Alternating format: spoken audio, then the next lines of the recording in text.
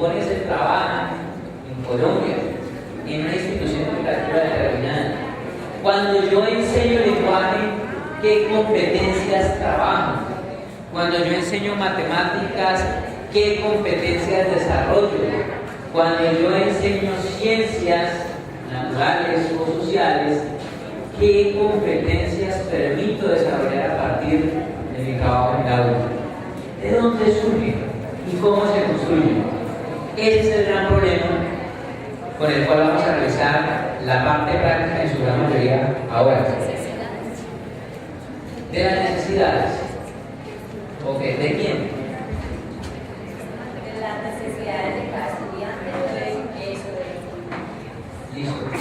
Eso es cierto. Y es lo que fundamentalmente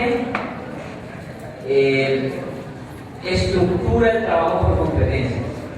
Las necesidades educativas, las necesidades de aprendizaje definen las competencias. Pero si es así, hay una consecuencia que cambia también nuestro ejercicio docente. Si las competencias surgen de las necesidades específicas de aprendizaje, entonces las competencias no pueden ser genéricas ni pueden ser aplicadas a todos los colegios. De acuerdo al entorno. De acuerdo al entorno, correcto. ¿Por qué razón entonces un profesor que está en un colegio cambia de trabajo y se va a enseñar lo mismo en otro colegio? Porque eso es lo que pasa. La gran tendencia que todavía permanece es que el profesor sigue dando programas y esos programas todavía se sustentan en los contenidos programáticos. Entonces, para entender de dónde surgen las competencias, lo primero que debemos plantear es que en Colombia no existen programas predeterminados, ni el ministerio hace seguimiento de programas predeterminados. Ese es un miedo generalizado en las instituciones tanto públicas como privadas, pero que no tiene fundamentos. Cuando se plantea la posibilidad de abordar el desarrollo de competencias en el aula, una de las primeras preocupaciones que plantea cierto sector de los maestros es: me preocupa no cumplir con los temas del grado. Y para poder trabajar esta parte práctica tenemos que asumir de manera breve pero total lo siguiente: no existen temas predeterminados para ningún grado de Colombia, para ninguno. Entonces decir me preocupa no abordar los temas del grado es un acto locutivo que se realiza de buena fe por parte de los maestros, pero que no tiene piso en relación con la exigencia pedagógica. Entonces, vamos a hacer lo siguiente. Vamos a partir de esa premisa para entender que si no existen programas predeterminados, cada programa, cada currículo, cada planeación debe ser específica para cada institución educativa. Lo que nos lleva a la segunda consecuencia. ¿Son las competencias iguales a los estándares? Y la respuesta es No. no. Ocurre que hay algo que se llaman competencias básicas, que es lo que para la población mayoritaria el Ministerio consideraría mínimo aprendizaje necesario para desenvolverse en la sociedad. Entonces, ese mínimo aprendizaje se llamaría el desempeño estándar. El desempeño estándar. Pero el desempeño, para que sea estándar, está redactado de manera general y por lo tanto no está redactado como una competencia. Los estándares que el Ministerio planteó como una herramienta para ayudar al docente se convirtieron en una camisa de fuerza porque se asumieron literalmente. Y esa es la otra transformación. Los estándares no eran para asumirse literalmente. Los estándares nunca fueron formulados para que se copiaran y pegaran en las planeaciones de los docentes y para que los coordinadores tuvieran que sí los tuvieran en la planeación de los docentes. Gran error. A partir de los estándares, cada institución en representación de sus docentes debía formular sus competencias. Un estándar dice: identifica los elementos constitutivos de diversos tipos de texto literario. Punto. Eso es un estándar. ¿Qué dice allí con precisión? No dice mucho. Solamente que se está exigiendo un proceso cognitivo que es el análisis y que se está trabajando con textos de ficción literaria. ¿Ya? Pero ¿cuáles textos? ¿Y qué elementos? ¿Y bajo qué circunstancias? Eso es lo que se plantearía la institución específica.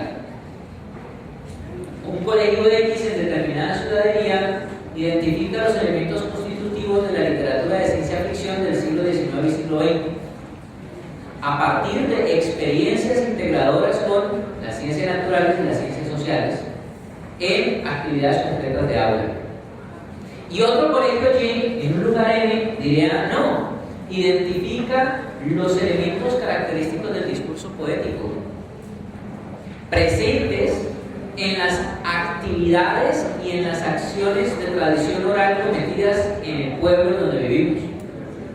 Y ambas son competencias derivadas del mismo estándar. Y si ustedes piensan que la competencia es lo que va a orientar todo el proceso de aula, se van a dar cuenta que los dos procesos de aula serán totalmente distintos. Se abordarán contextos diferentes, obligarán a ejercicios de análisis diferentes, pero vienen del mismo estándar. Entonces, eso es lo que hay que tener en cuenta y por tanto resolvemos así la pregunta. Las competencias surgen de las necesidades, las necesidades son detectadas por la institución, por lo tanto el docente debe formular las competencias. Las competencias no vienen en cartillas, no vienen en tablas. Usted llega a una institución, le tocó formular las competencias para el grupo de estudiantes con los que va a trabajar. Y ese ejercicio es un ejercicio que rara vez se hace. Rara vez se hace. Profes, ¿qué competencias estás trabajando en este periodo? La argumentativa, la interpretativa y la propositiva. Esa es la respuesta con la que uno queda bien en todas partes. Eso es como cuando uno se va a encontrar con otra persona que nunca ha visto y le dicen: bueno, ¿usted cómo está vestido? Con una camisa y un pantalón.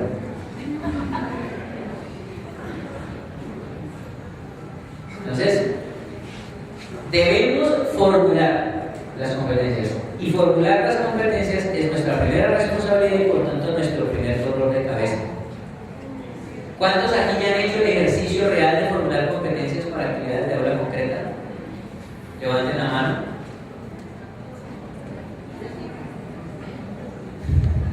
¿Les tocó la primera vez conmigo? Voy a tratar de ser muy suave y tierno, ¿bueno? Ok, entonces, ¿cómo se formula una competencia? ¿Cómo formular una competencia no es un problema de redacción? Ojo, es un problema de conceptuación. He visto discusiones amplias, largas y sin resolución posible alrededor de preguntas como esta. ¿Una competencia se formula en infinitivo, en presente o en pasado? ¿Una competencia se formula en primera persona o en tercera persona? Bueno, esas discusiones puede que resulten interesantes, pero no son necesarias, porque esas no son las cosas esenciales de la competencia. ¿Ok? Si quieren formularlas en infinitivo, en presente o en pasado, lo único que están aclarando es la posición que ustedes tienen sobre las acciones que cumple el muchacho, no más. Si las quieren formular en primera o en tercera persona, lo único que están haciendo es afinando una cuestión de estilo escritural. Mi estilo, la manera como a mí me gusta escribirlas, es conjugarse en presente del modo equitativo y en tercera persona. Pero eso no implica que otro tiempo esté mal. No, a mí me gusta conjugarlas en presente Porque para mí la competencia se desarrolla aún en el momento en que se está evaluando, todavía está en desarrollo. Y a mí me gusta plantearlas en tercera persona porque para mí es el docente el que está dando el resultado de la evaluación, el que está analizando la evaluación. Entonces es la voz del docente la que habla de la competencia. Pero a otra persona le gusta que sea la voz del estudiante, por fenómenos de identificación. Y también es válido. Entonces, ojo, eso es un problema de estilo. ¿Cómo formular una competencia? Lo vamos a trabajar aquí en términos de fondo. ¿Qué tiene una competencia en su redacción? Que la diferencia de los benditos logros que es un fantasma que todavía no hemos podido exorcizar. ¿Ya? Ese es otro problema. Esto no tiene nada que ver con logros. Los logros también intentan aproximarse al aprendizaje significativo, pero la propuesta por competencia es algo diferente. O que la diferencia de los objetivos didácticos, o de los objetivos programáticos, o de las metas, etcétera, etcétera. Bueno, la estructura base es la que ustedes observan en la diapositiva. Una competencia se formula a partir de la evidenciación de 4 elementos que en su conjunto delimitarán la meta de aprendizaje que le quiero proponer a los estudiantes. Y esos 4 elementos son riesgo de desempeño, objeto conceptual, finalidad. Y el último no se ve.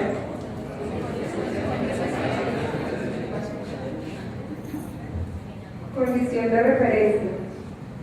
Listo, claro, ya nos podemos ir. Gracias.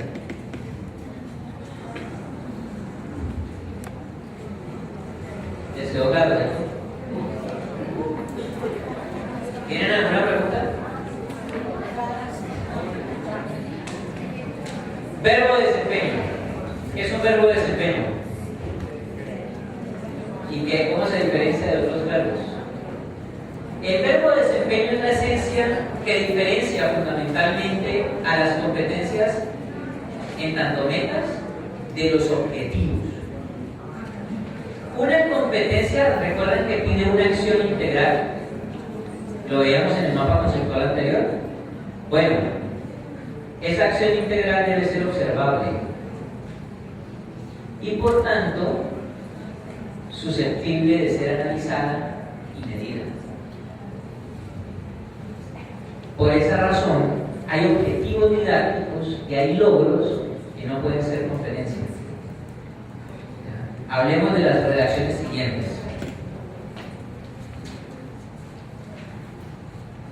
Valora a sus compañeros. Asume una posición crítica frente a su entorno. Ama los símbolos institucionales que le dan identificación con su centro educativo. Ama la naturaleza.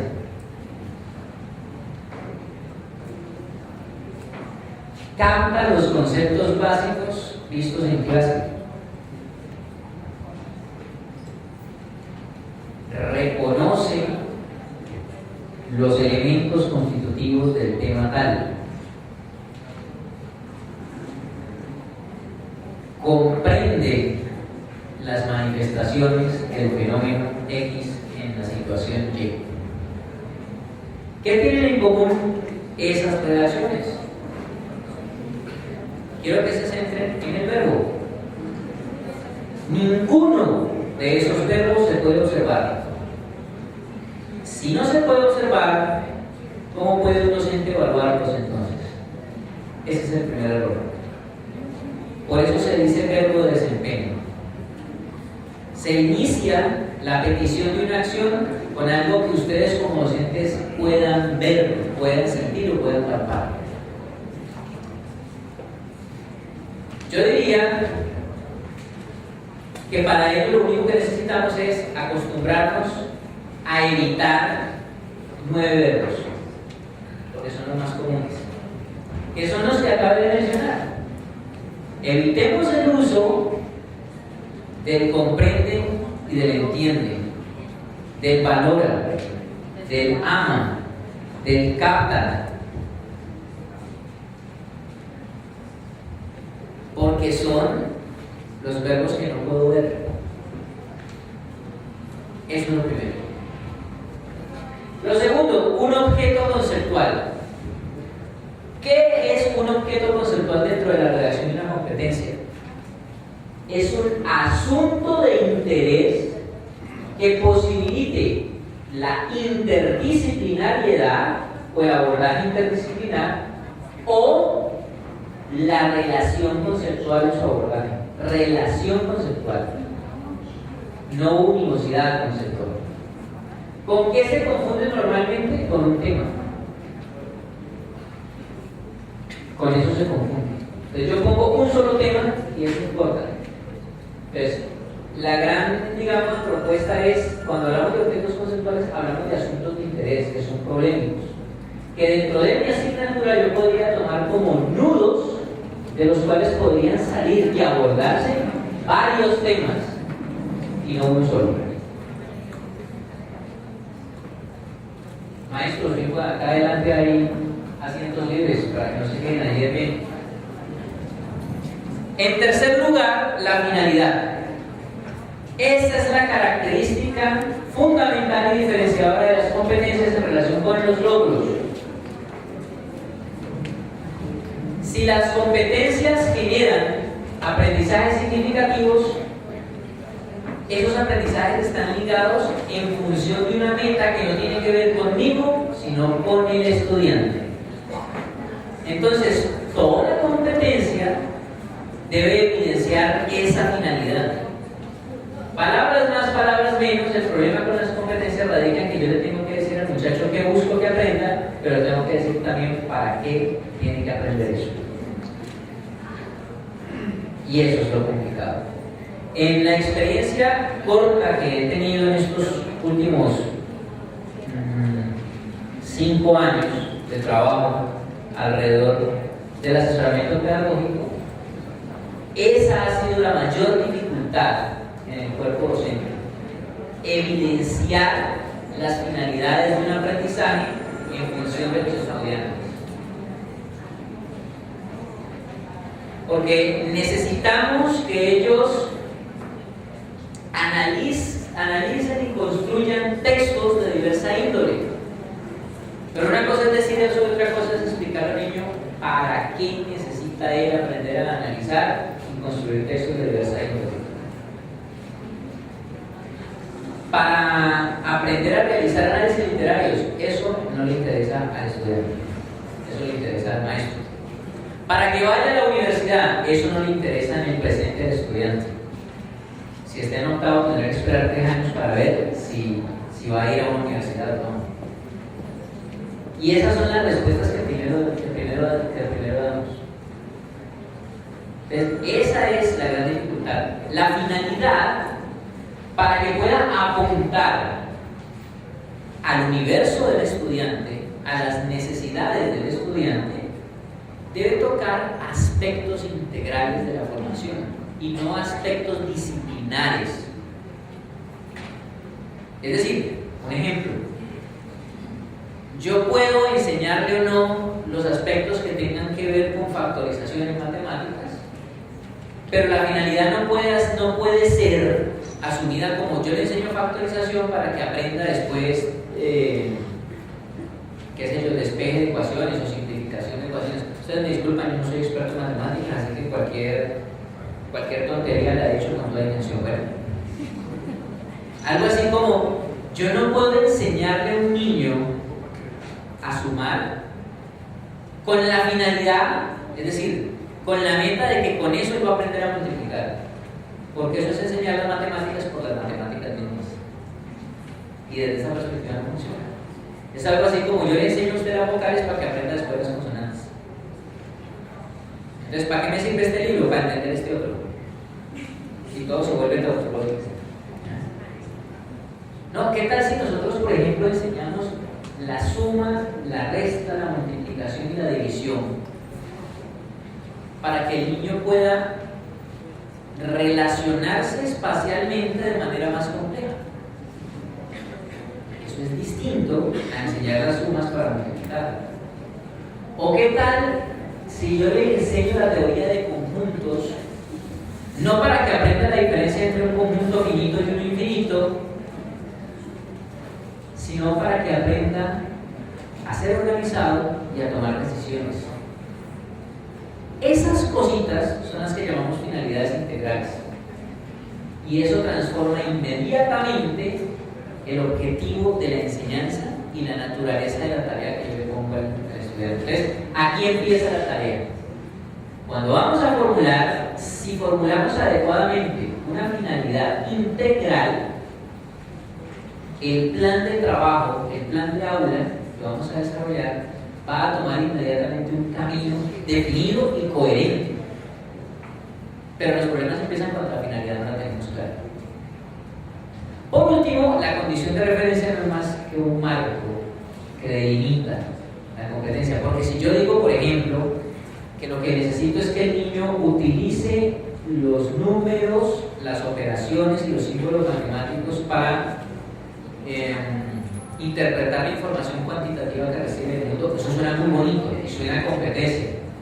Pero si lo miramos bien, dicho así, eso me puede servir a mí para una competencia de preescolar, de primero, de tercero, de noveno, de undécimo, de universidad, de la licenciatura en matemáticas de la UCEBA, de un posgrado de matemáticas, etc. O sea, es una competencia como inacabada, porque eso es lo que presenta. Entonces, el marco de referencia o la condición de referencia lo que busca es darle un límite, ya sea material, de naturaleza, de recursos, que permita decir hasta aquí vamos a evaluar el proceso. Un ejemplo de esos 4 elementos en acción sería el siguiente. Lo de arriba, en letras pequeñas, es una competencia propuesta para un grado 10. Identifica las características de la literatura de ciencia ficción con el fin de reforzar su pensamiento inferencial a partir de la lectura, comentario y construcción de textos modelos para dicho género. Muchísimas gracias. 4 elementos. ¿Cuál es el primero? Verbo de desempeño. Identificar. ¿Qué obedece al primer nivel de análisis? Del análisis. Operación cognitiva analítica. Entonces, le estoy pidiendo una acción precisa. Luego viene el segundo, que es el objeto conceptual. Características de la literatura de ciencia ficción. Lo que necesito que haga.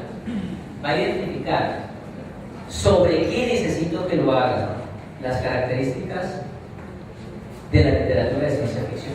Entonces, en las características de literatura de ciencia ficción, ustedes van a encontrar características lingüísticas, características textuales, características históricas, nexos con otras disciplinas. Y entonces ahí es donde ustedes pueden mirar por qué se llama objeto conceptual y no tema. Porque no le estoy pidiendo una cosa cerrada, sino algo que me permite abordar desde la ortografía hasta la relación con otras disciplinas dentro de un objeto conceptual. El tercer elemento, ¿cuál es? La finalidad. ¿Y qué característica debe tener? Debe ser extradisciplinar, debe trascender las barreras de la disciplina. Entonces, identifica las características de la literatura de ciencia ficción para escribir cuentos de ciencia ficción correctamente. No, porque eso sería utilizar la disciplina como fin. No, identifica las características de la literatura de ciencia ficción con el fin de reforzar su pensamiento inferencial. ¿El pensamiento inferencial le sirve a un niño en la clase de lenguaje? ¿Le sirve en otra clase? ¿Le sirve fuera de la escuela? Eso es una finalidad integral. Si el niño decidiera después de mi clase renunciar al estudio e irse a vivir al monte, ¿le servirá de algo haber reforzado ese pensamiento inferencial? Sí. Pero si decide salirse de mi clase y no volver nunca más, ¿le servirá de algo escribir cuentos de ciencia ficción? Tal vez sí, tal vez no. Ahí es donde vemos la diferencia entre la finalidad disciplinar y la finalidad integral. Y por último, ¿cuál es el cuarto elemento? La condición de referencia. En este caso, una condición de materialidad. ¿A partir de qué materiales y con qué métodos va a realizar esto él? A partir de la lectura de textos de dicho género, a partir del comentario de esos textos y a partir de la construcción de otros que sean pasticho o imitación del mismo. Esa es una manera de dar condiciones de referencia, pero no es la única. Entonces, yo le digo a los profes, identifique el verbo o señale el verbo y luego utilice ciertas frases que le pueden ayudar a darle sentido a su competencia. Por ejemplo, para la finalidad, tal cosa sobre tal cosa, con el fin de, o para lograr tal cosa, o en pos de. Y ahí yo me doy cuenta que estoy dando la finalidad. Y para la condición de referencia, a partir de, con, o utilizando, o usando. Esas son las frases, ahí están en negrilla, que les permiten a ustedes evidenciar que en su competencia van a dar respuesta a las siguientes preguntas. ¿Qué debe hacer el estudiante? ¿Para qué lo debe hacer? ¿Y cómo lo va a hacer? ¿Listo? Hasta aquí hablé yo. Hojas en blanco que tienen allí. Ejercicio. Tienen 10 minutos. Pensando en su especialidad, pensando en su asignatura, van a formular una primera versión de competencia que cumpla con la evidenciación de esos elementos. ¿Qué le voy a pedir a un niño que haga? ¿Para qué lo debe hacer y cómo lo va a hacer? ¿Listo? Recuerden que hay una restricción en los verbos y que debe haber lógica entre cada uno de los elementos. Con uno es suficiente y 10 minutos es muy poco tiempo, así que aprovechenlo porque la tarea la reviso. Además de esto, aprovechamos este pequeño espacio, por favor, para poder hacer la diligencia de los certificados. Los certificados de llegar a las personas que se encuentran en este momento de la aplicación de los certificados, necesitamos el nombre completo y muy claro. Muchas gracias. Además de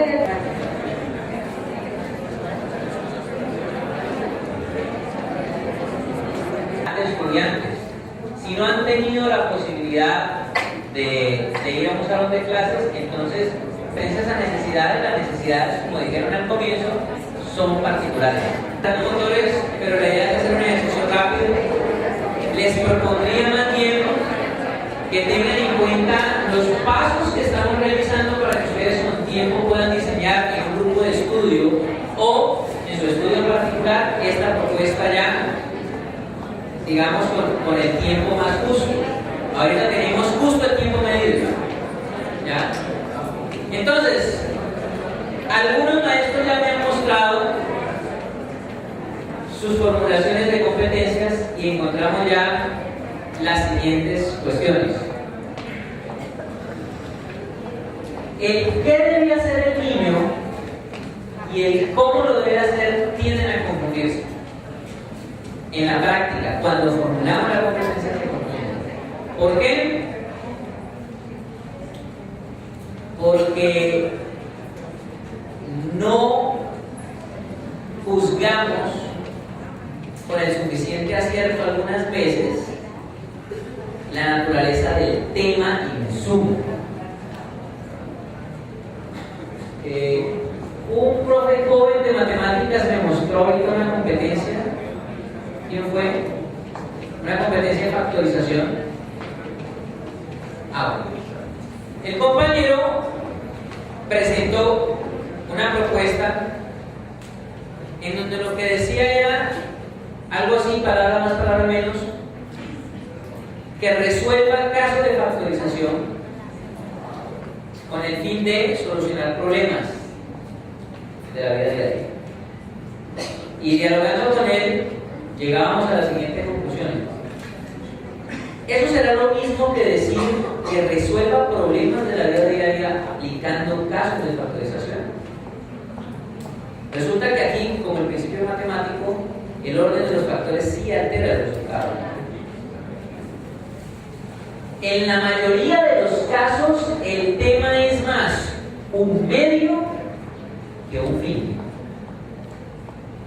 Entonces, yo no resuelvo ecuaciones de segundo grado para, digámoslo así, para aprender a calcular áreas, aunque no estoy utilizando la finalidad adecuada. El proceso es al revés. Yo lo que hago es calcular volúmenes, áreas y qué sé yo, y proporciones, aplicando lo aprendido con los sistemas de ecuación cuadrática o lo que sea. Es decir, el tema disciplinar es en realidad el medio, el cómo de las cosas, para que lo tengan presente. ¿Listo? Esa ha sido de pronto una de las cosas que podemos aprender de entrada para afinar la formulación de las competencias. Vamos a escuchar algunos ejemplos voluntariamente que nos sirvan como ilustración para aprender. ¿Quién desea compartir su competencia? Profe, antes de que me anuncie, recuerde, asignatura tal para grado tal, para poder ubicarnos. Primero que todo, la competencia se enfocó o la enfoqué en los problemas, llevarlos a la hora de clase. En la asignatura podemos tomar 3, 4 asignaturas: ciencias sociales, convivencia ciudadana, ciencias naturales, grado 7º, 8º. Dice así: reconoce las consecuencias del consumo de sustancias psicoactivas que ocasionan daños al cuerpo, psicológicos y sociales en el entorno. Afinemos la competencia. Ya está en la intención del profe. ¿Cómo la afinemos? Primera observación. ¿Quién podría dar una observación sobre esa competencia que dijo el profe? El verbo.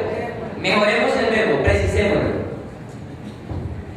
No digamos reconoce las consecuencias, digamos algo más preciso que reconocer.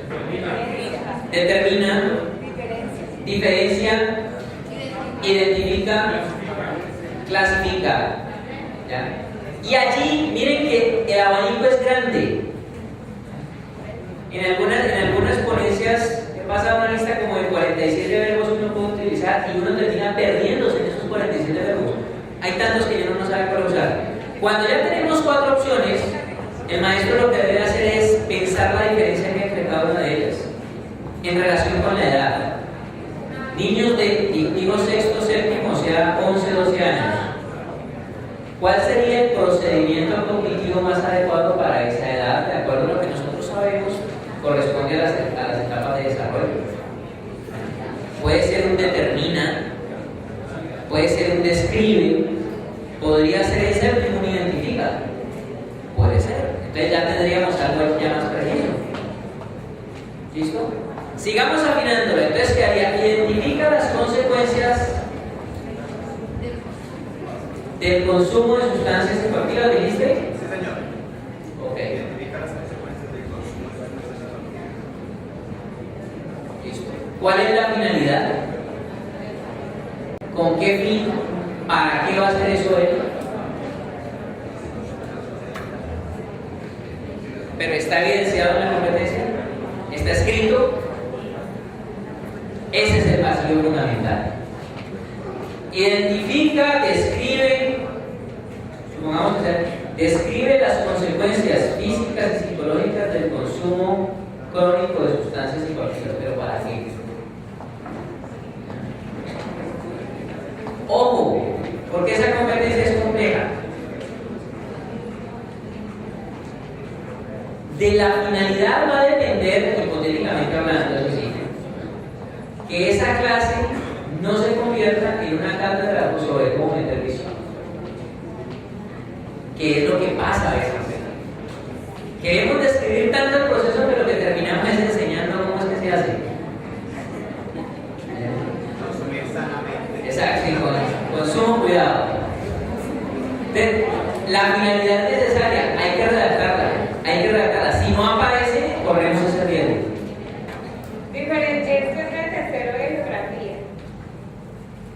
diferencia los elementos físicos del paisaje rural y del paisaje urbano, a fin de comprender el desarrollo geográfico y cultural del territorio colombiano, partiendo de visitas a las zonas rurales más cercanas, exposición de evidencias empleando material visual y despertar la conciencia ambiental y la conservación de los recursos naturales. Listo, profe. Todavía no hablas el micrófono porque tal vez te voy a hacerle preguntas.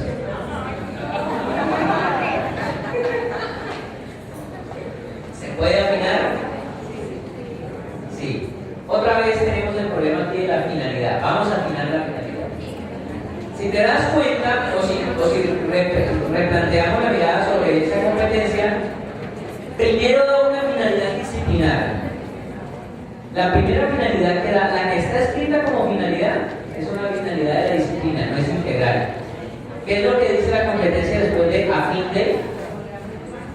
A fin de comprender el desarrollo geográfico y cultural del territorio colombiano. ¿A quién le interesa el desarrollo cultural y geográfico del territorio colombiano?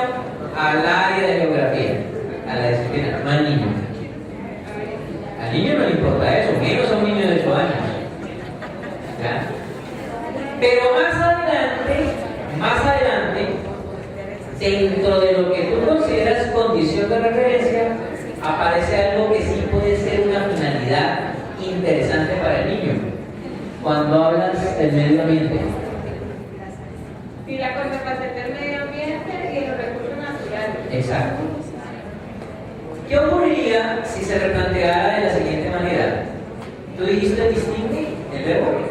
No, diferente. Diferencia las características del paisaje urbano y del paisaje rural, ¿cierto? Con el fin de generar conciencia sobre el cuidado de su entorno, a partir de la cosa. A partir de visitas de las zonas rurales, más cercanas a exposición de evidencia, empleando material visual. Ahí, hasta ahí, porque ya lo otro lo subimos. La competencia se transforma en competencia. ¿Listo? Eso es. Bien. Otro caso, gracias. Esta competencia es para el grado primero, segundo, del área de religión. ¿El área de qué, perdón? Religión. Construye su identidad a través de la lúdica y la interacción con los demás, permitiéndoles relacionarse con la sociedad, el ambiente y la familia. Buena aproximación. ¿Se puede afinar? ¿Cuál sería la principal transformación que necesita esa competencia? No es una transformación de redacción.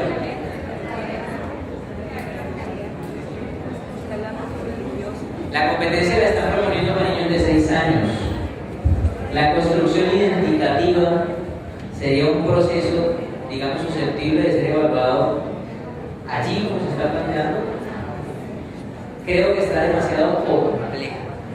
Habría que buscar un objeto conceptual menos complejo o más adecuado a la edad de los niños. Hay que hacerlo. ¿Listo? Este va para niños de inglés del grado quinto. Inglés del grado quinto. Construye una descripción con el fin de reforzar su autoconcepto mediante el uso del verbo to be en su forma afirmativa y los adjetivos calificativos. Listo, profe. Antes de iniciar las preguntas, ¿qué es autoconcepto? Es la posibilidad de mirarse, hacer una retrospectiva de lo que es él. Pienso que a través de las cualidades se puede decir: yo soy bonito, yo soy inteligente. Perfecto, listo. Repítela, por favor. Construye una descripción con el fin de reforzar su autoconcepto mediante el uso del verbo to be en su forma afirmativa y los adjetivos calificativos. Listo. ¿Se puede afinar? Un pequeño giro en las periquitas para afinar. Construye una descripción. Correcto. Seamos directos. Describe. Construye una descripción, no. Describe. Y entonces cuando somos directos, viene la pregunta: ¿qué describe? ¿Qué debe describir? ¿Qué hace el niño? Describe. describe objetos, personas y ambientes de su entorno con el fin de mejorar su autoconcepto, la imagen de sí mismo, su autoestima, ¿cierto?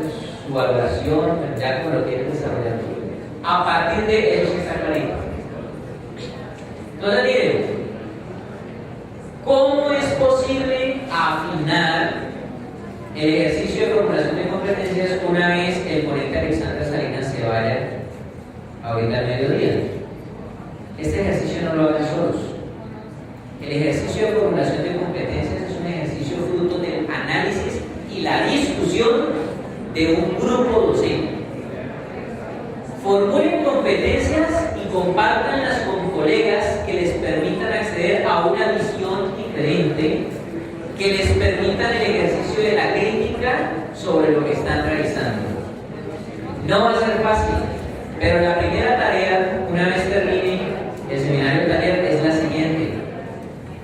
La primera tarea, la más necesaria, tienen que formular las competencias que requiere desarrollar el estudiante durante todo un año lectivo en su trabajo de aula. ¿Cuántas competencias? No hay número para ello. Y no hay exigencia tampoco de que haya número. ¿Cuántas deben ser las competencias que ustedes como maestros son capaces de desarrollar? Hay maestros que son capaces de desarrollar actividades para 4 competencias en un año. Eso no tiene que ver tanto con el maestro, sino con las circunstancias del aprendizaje.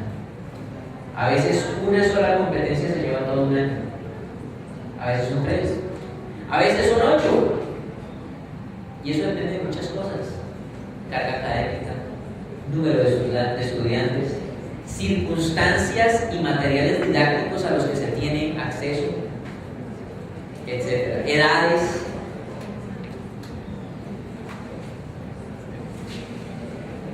Heterogeneidad del grupo de trabajo, etcétera, etcétera.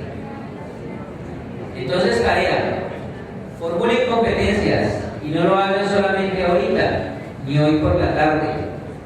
Realicen el ejercicio constante de formularlas, porque solo en la práctica podemos nosotros aprender a afinar a oído. ¿Listo? Bueno, y eso es solamente el comienzo. ¿Qué pasa si yo en estos momentos les pido que esa competencia la desglosen en los criterios de desempeño que se llevarían a cabo para cumplirla? ¿Cuántos se van a demorar? ¿Será que si les doy 3 minutos pueden sacar 3 criterios de desempeño de esa competencia? ¿No? ¿Se los doy o no se los doy? Yo creo que se lo va mirando uno es a través del desempeño del alumno, me parece a mí. Porque estaríamos haciendo algo indefinido.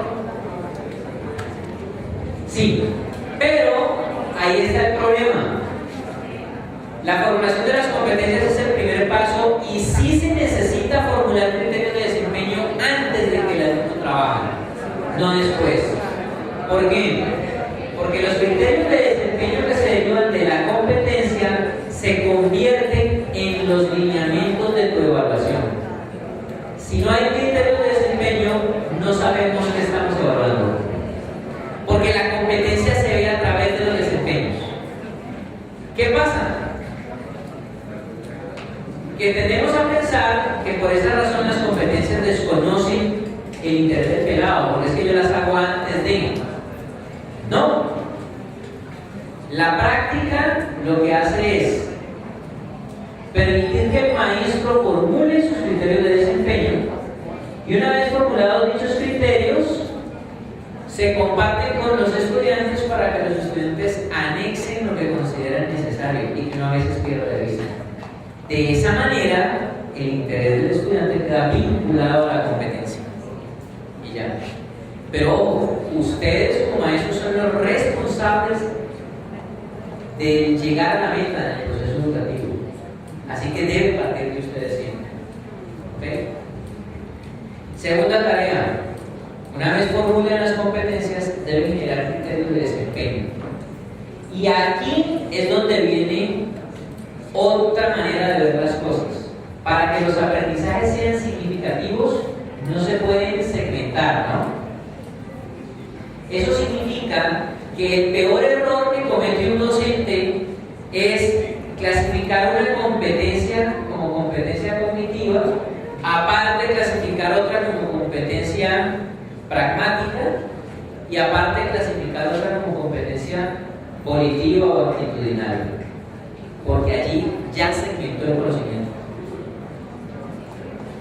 Algo así como hagan una competencia para el saber hacer, otra competencia para el saber ser y otra competencia para el saber conocer. No, una competencia para que sea competencia lo tiene todo junto. Cuando ustedes glosan la competencia en criterios de desempeño, es cuando pueden mirar qué criterios obedecen a qué saber. Supongamos que de esa competencia ustedes terminan formando 8 criterios. Esos criterios de desempeño son los que ustedes podrían clasificar en el primero y el quinto tienen más que ver con la cognición, el cuarto y el sexto tienen que ver mucho con el trabajo valorativo actitudinal, los demás son todos pragmáticos, pero son las pautas que el muchacho cumple. Cuando usted tiene criterios de desempeño que obedecen a los 3 tipos de saber, garantiza la integralidad de su competencia. ¿Listo?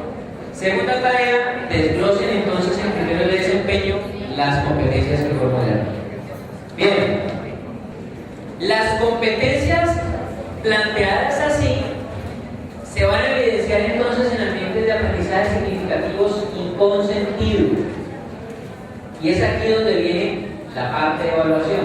Ya tendrían ustedes el marco construido, competencias y criterios de desempeño. Ahorita hay que pintar, llenar el lienzo. Ya tienen el marco, ahora llenen el lienzo. ¿Cómo? Diseñando actividades evaluativas, actividades de aprendizaje. Miren que todavía no hemos planeado clase.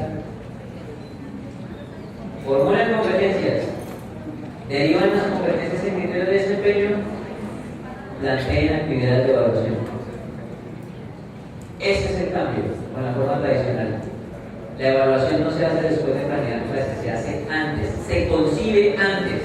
Porque con los criterios de desempeño, ustedes acaban de plantear los derroteros con los que van a evaluar a los muchachos.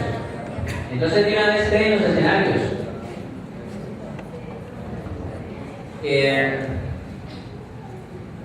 La profe de allá, ¿cómo evaluarías tú el que un pelado diferencie las características de los paisajes rural y urbano con el fin de mejorar su relación con el entorno? ¿Ya la tienes claro? Tienes que empezar una vez cómo evaluarías eso. ¿Solo evaluarías con un examen escrito individual? ¿Lo evaluarías con una consigna de trabajo que genere un portafolio de evidencias? ¿Lo evaluarías con un informe sobre una salida de campo? ¿Ya? Entonces, de una vez, sin haber planeado la clase, pensar en la evaluación nos allana todavía más el proceso de aula. ¿Vamos bien? ¿O ya se aburrieron? El que esté aburrido que aplauda. Un tito para el muchacho. Bien, entonces veamos la naturaleza de esas tareas, de esas actividades. ¿Cómo se genera un ambiente de aprendizaje que resulte significativo?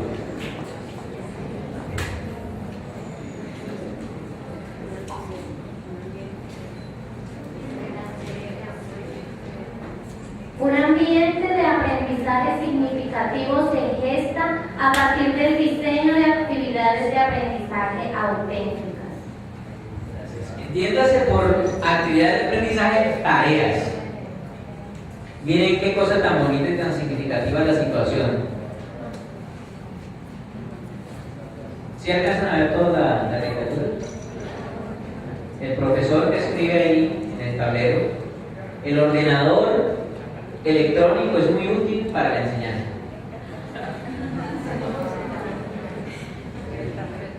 Y entonces abajo dice la leyenda, ¿no? La E con él, La O con N or, la D con D. Lo que decíamos ahorita de las preposiciones o de las tablas de multiplicar. Si yo aprendí las tablas de multiplicar 2 por 1, 2, 2 por 2, 2 por 3, 2 por 4. Entonces yo puedo traer ordenadores, videoin, presentaciones impresas, pero si sigo diciendo 2 por 1, 2, 2 por 2, 2 por 3, 2 por 4, pues no vamos a hacer nada. Ambiente de aprendizaje significativo. Se construye con actividades de aprendizaje auténticas. Y vamos entonces a definir qué es una actividad de aprendizaje auténtica. ¿Listo?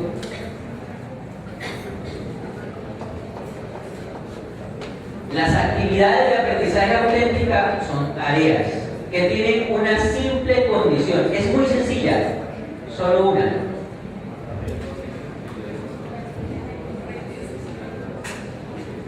Y las actividades de aprendizaje, tareas auténticas, demandan retos para el estudiante. Una actividad de aprendizaje auténtica es aquella que le genera un reto, un desafío. Como decíamos en el ejemplo del bloque anterior, es una actividad que le pregunta al estudiante por algo que no sabe, pero que puede hallar utilizando lo que sabe.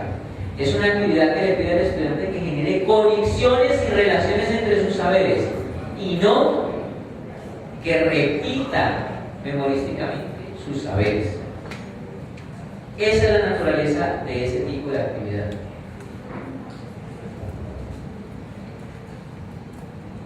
Así que para poder cumplir la tarea final de este taller, que consiste en diseñar una secuencia de tareas que haga posible el desarrollo de la competencia que formularon y que garantice el aprendizaje significativo a partir de lo mismo, tendríamos que definir las características de una tarea significativa, de una tarea por competencias. ¿Cuáles son esas características? La primera, una tarea por competencias pide algo específico. Una tarea significativa pide algo concreto.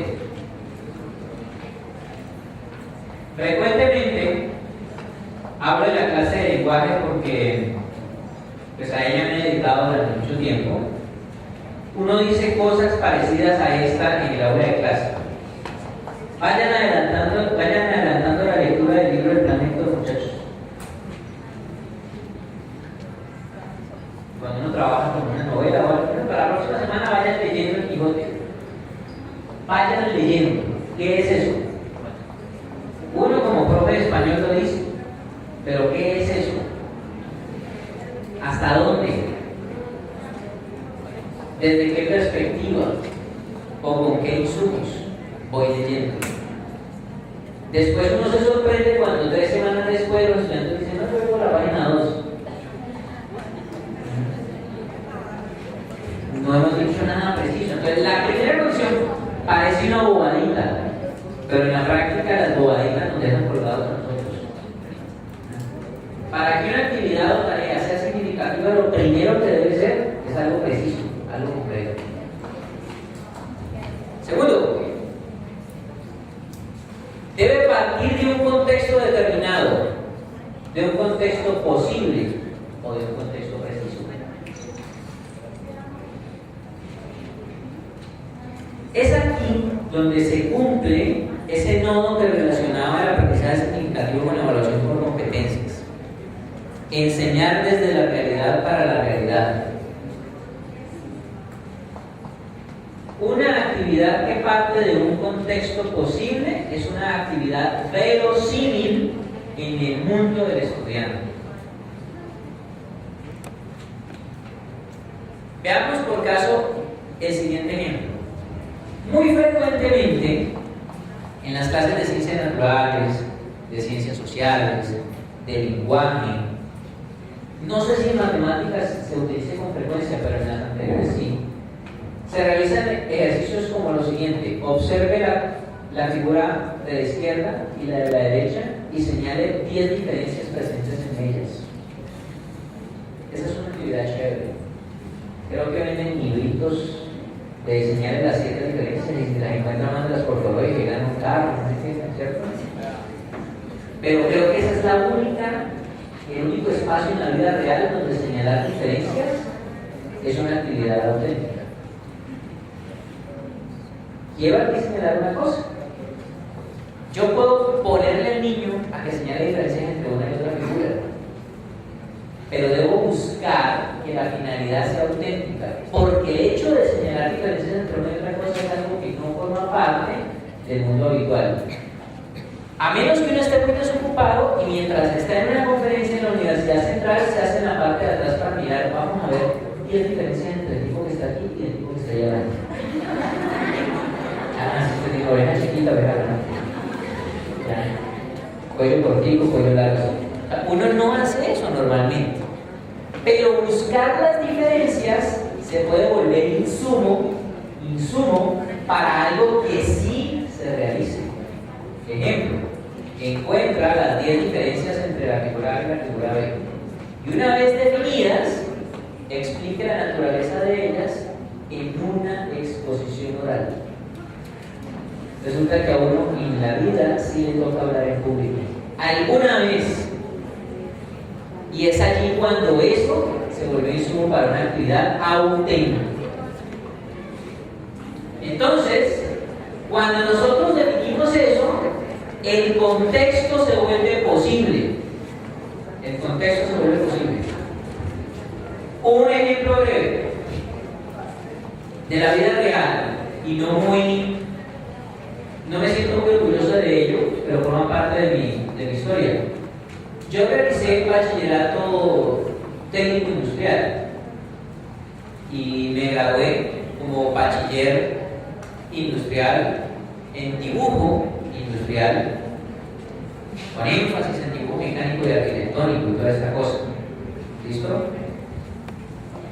Siempre fui capaz de diseñar y de de realizar los planos estructurales para el diseño de cerchas metálicas que formaran parte de una estructura de un edificio.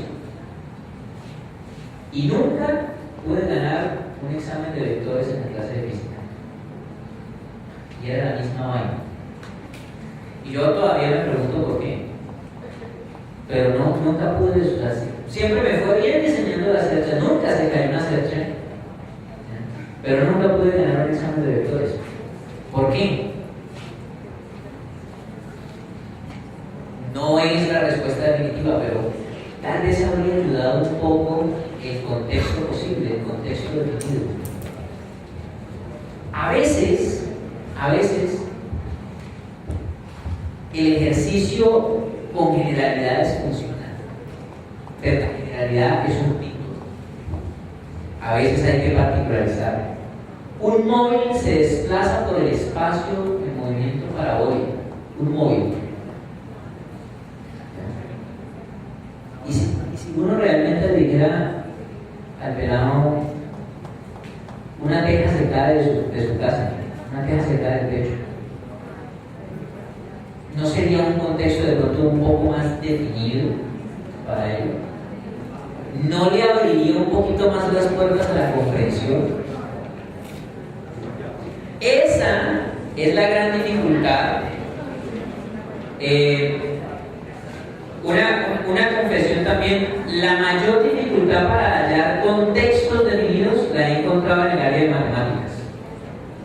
A veces resulta muy difícil, pero eso no es imposible.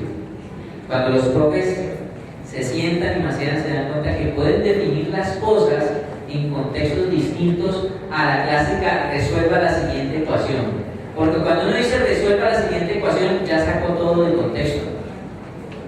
¿Listo?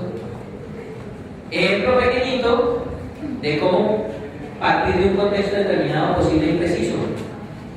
El profesor de matemáticas de primaria, en lugar de pedirle diga cuáles son las proporciones entre estos volúmenes y estas áreas, propuso la siguiente actividad evaluativa. Señor estudiante, usted quiere cambiar de posición los muebles de su habitación, pero sus papás no lo dejan. Para poder convencerlos, usted les va a presentar un plano donde les muestre el espacio que van a ocupar ahora y la ganancia espacial que va a tener apoyándolos de esa manera. En la construcción de ese plano usted va a tener en cuenta lo aprendido de proporciones en áreas, en y en peso. Entonces, la actividad matemática de cuánto es el área de este cuadrado, de este rectángulo, cuánto es el volumen que ocupa, se convirtió en otra cosa. Se convirtió en una tarea que tiene sentido y que tiene lugar en el mundo real. Y el tema no ha desaparecido. Se necesita trabajar áreas, se necesita trabajar volúmenes, se necesita trabajar proporciones y escalas. Pero la tarea es otra. Esto es una tarea que parte de un contexto preciso. Siguiente. La tarea por competencias, la tarea que genera aprendizajes significativos, propone a partir de la complejidad. Propone a partir de la complejidad. ¿Qué significa esto? Propongan cosas que obliguen al muchacho a utilizar no solo el conocimiento cognitivo, sino también el emocional, el comportamental, el pragmático.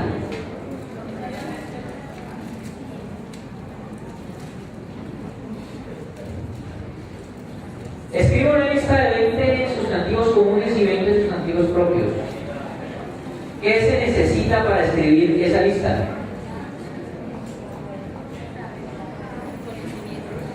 Saber recordar. Y ya. La función referencial, que le referencia al objeto en cuanto al concepto que el estudiante tiene. Ok. Cuando se pide eso, se pide normalmente clasificando la palabra. Y a veces nos olvidamos de que las palabras cobran sentido en contextos definidos. Entonces, qué sé yo, mono puede ser un sustantivo común, pero también puede ser un sustantivo propio. Porque yo puedo decir un mono está en el zoológico, puedo decir el mono vino por el váter. ¿Ya? Entonces, ¿qué tal si en lugar de pedir listas, uno propone la construcción de relatos donde esas palabras cobren sentido? Resulta que para construir un relato no solamente necesito el conocimiento, el saber conocer, sino también el saber ser, porque ese relato estaría basado en experiencias cotidianas. Entonces empiezo a darle condiciones al tipo de relato que construya. Y allí es donde eso se vuelve un desafío.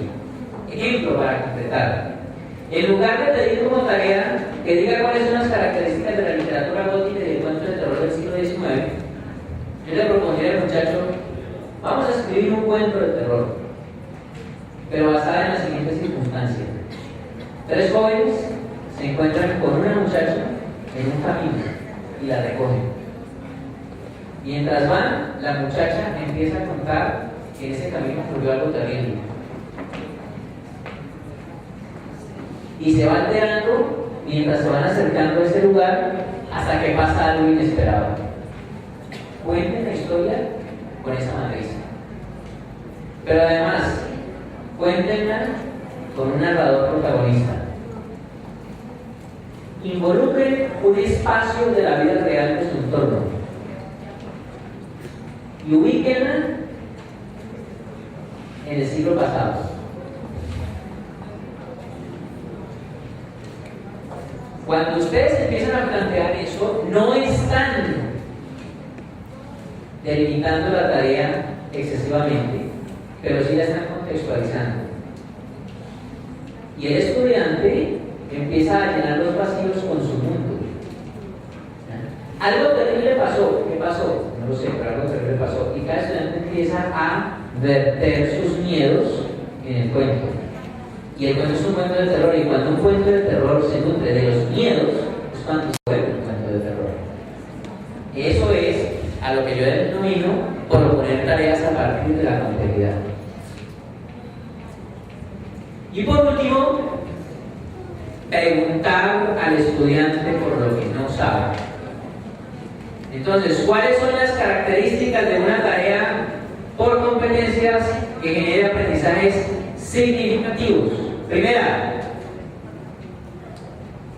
¿se les olvidó?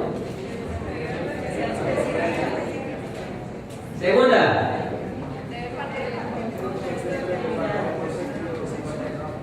tercera, cuarta,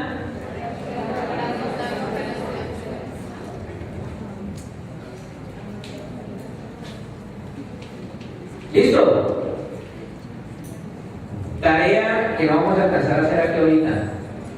Entonces, para poder traducir y hacer verdad las competencias y hacer verdad el aprendizaje significativo, diseñen un conjunto de tareas que a lo largo de un periodo académico cumplan con esas características y se nutran entre sí.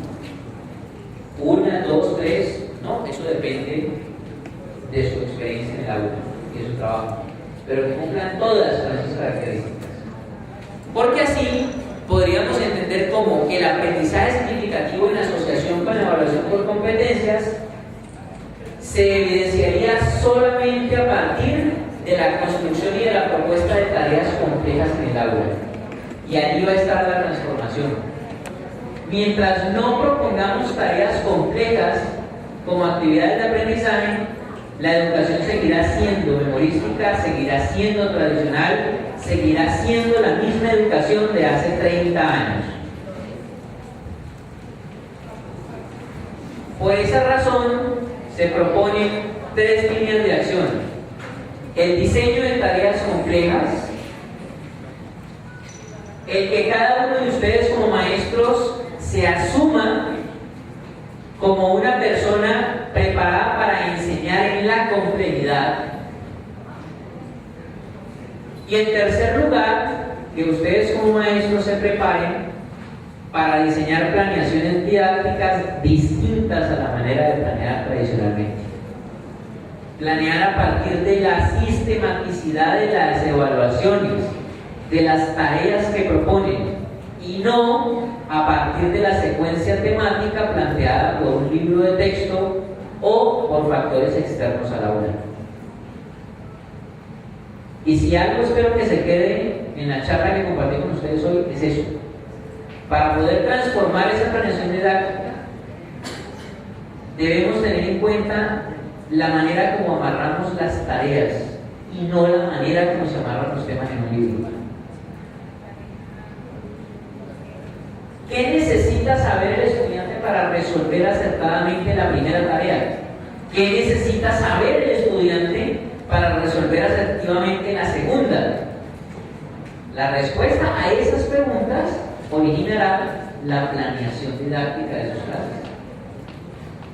Los resultados evaluativos serán otros, el ambiente de aprendizaje será distinto y sobre todo el nivel de frustración escolar en maestros y estudiantes se reducirá al máximo.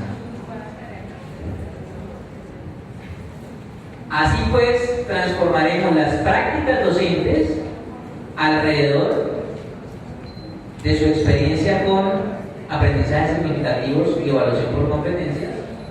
Transformaremos las actividades escolares alrededor de esos mismos dos conceptos y lograremos la reinvención de la escuela como una escuela realmente participativa, formadora de ciudadanos competentes para la complejidad del contexto en el que viven y, sobre todo, respetuosa de la diversidad, potenciadora de las capacidades individuales y de la cooperación entre los individuos.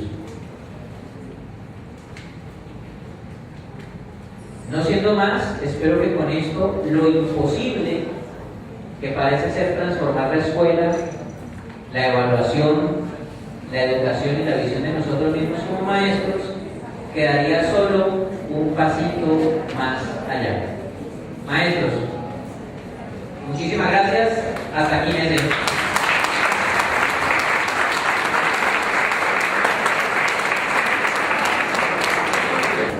Bueno, en este momento se va a dar un espacio para atender las inquietudes o las preguntas que que tengamos para el doctor Salinas. Y antes de retirarnos, hay unas personas que escribieron en el listado el número de la cédula, el nombre, y no son como legibles, entonces necesitamos para poder gestionar los certificados, necesitamos ahorita unas personas que nos puedan corregir estos datos, ¿sí? Muchas gracias. ¿Alguien quiere tener inquietud? ¿Alguna pregunta? Buenas tardes. La pregunta es la siguiente. ¿Cómo hacemos nosotros docentes para no quedar atrapados en el sistema educativo? Uno se atrapa o queda atrapado en un sistema cuando no hay opciones de salida, y eso parece algo obvio. Las opciones se nos acaban cuando nos quedamos quietos. El sistema educativo colombiano tiene cosas muy buenas, y una de ellas es la apertura con la que se han incluido estos lineamientos y estos conceptos.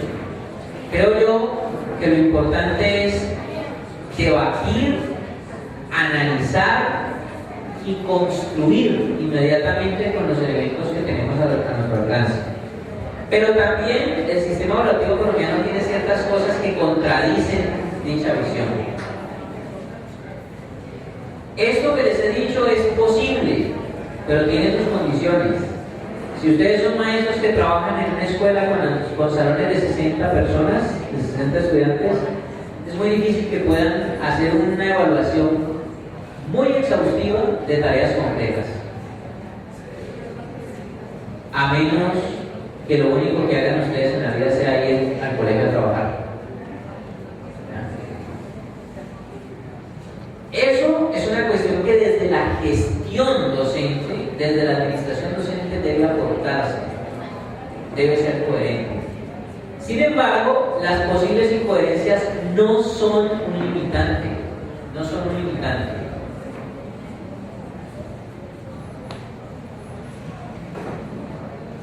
Lo fundamental, profes, es mantener la actitud abierta a la posibilidad de cambio.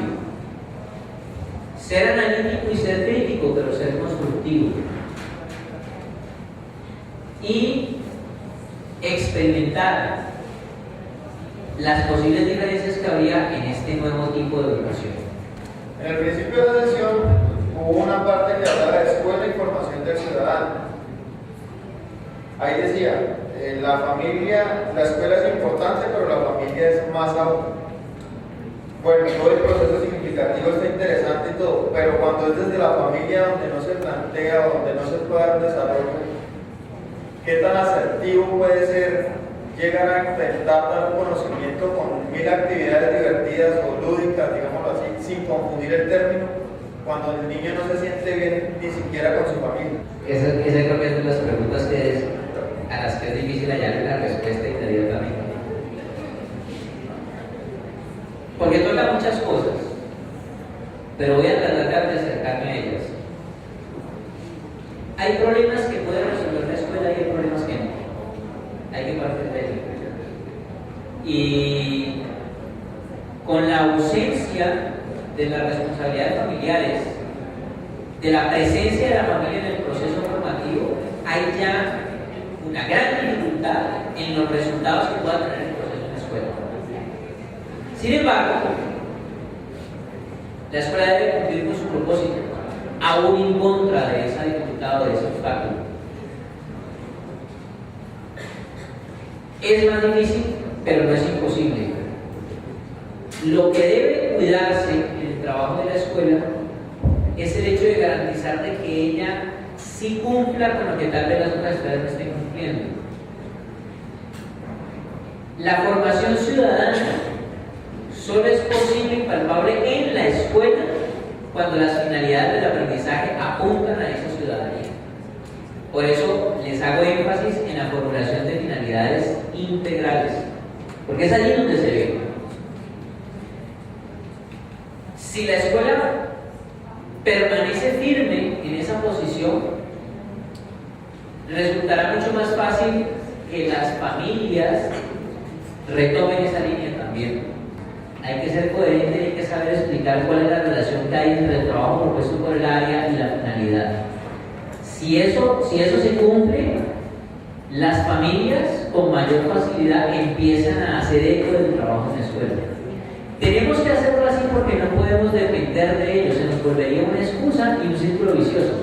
Entonces, la familia no cumple, entonces acá no podemos, entonces como acá no podemos, acá tampoco se hace y no se hace en ninguna parte. O sea, a nosotros nos toca asumirlo así. Me llegó acá una